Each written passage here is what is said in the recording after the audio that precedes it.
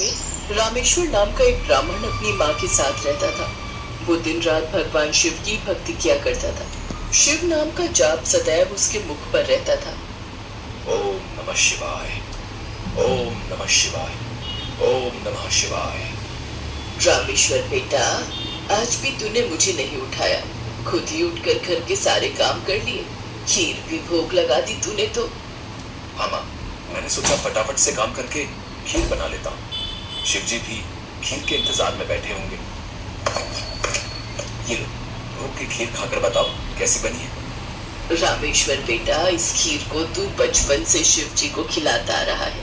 जब तेरे बापू जिंदा थे तब वो प्रसाद की खीर खिलाते थे और उनके जाने के बाद तूने ये नियम बना लिया।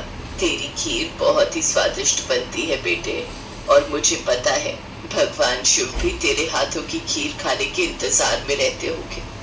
तभी तो मैं सुबह जल्दी उठकर सबसे पहले खीर ही बनाता हूँ ताकि भगवान शिव को भोग लगा सकूं। रामेश्वर का नियम था रोजाना सुबह जल्दी उठकर घर के सारे काम निपटाना और फिर भगवान शिव के भोग के लिए खीर का प्रसाद बनाना।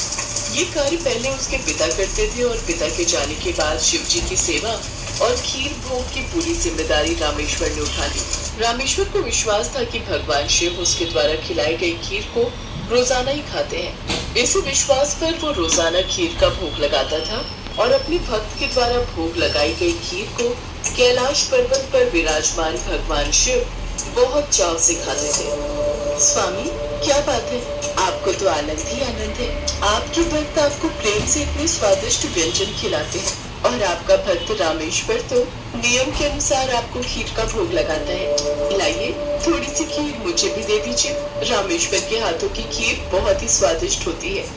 हाँ देवी पार्वती, रामेश्वर इतनी स्वादिष्ट खीर का भोग लगाता है कि मन प्रसन्न हो जाता है।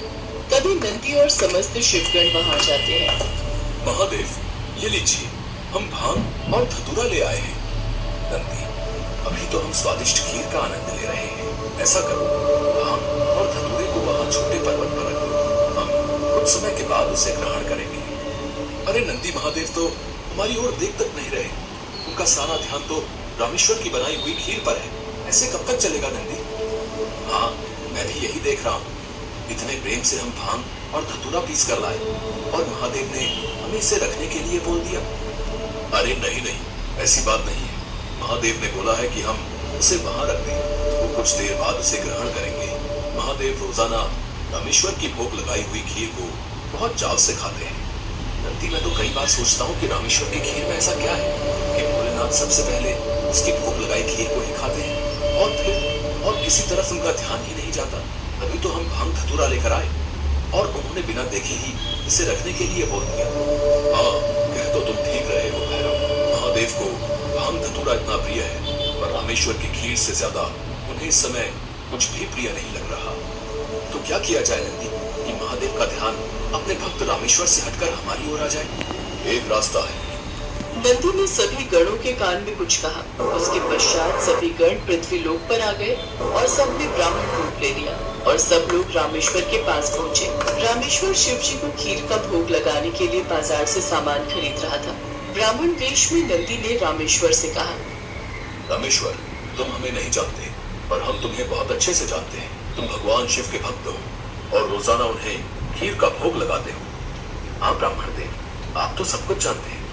हाँ रामेश्वर, हम सब जानते हैं, इसीलिए तो हम तुम्हारे पास आए हैं। हमें पता है कि तुम महादेव के परम भक्त हो, पर तुम्हें पता है महादेव अब रोजाना खीर खाकर भूख गए हैं, इसलिए अब तुम कुछ दिनों के लिए खीर का भोग रोक दो।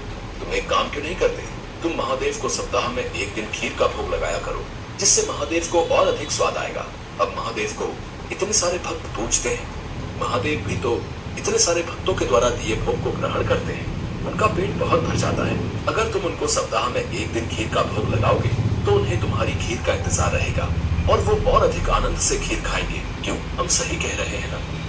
ये तो आप ठीक कह रहे हैं ब्राह्मण देव, इस विषय में तो मैंने कभी सोचा ही नहीं। अब मैं एक काम करता हूँ, मैं सप्ताह में एक दिन ही भगवान को खीर का भोग लगाया करूंगा ताकि वो और भी भक्तों का प्रसाद ग्रहण कर सके और फिर उन्हें मेरी खीर का बेसब्री से इंतजार रहे। भोला भाला रामेश्वर शिवगणों की बातों में आ गया। शिवगण खुशी खुशी कैलाश वापस लौट आए।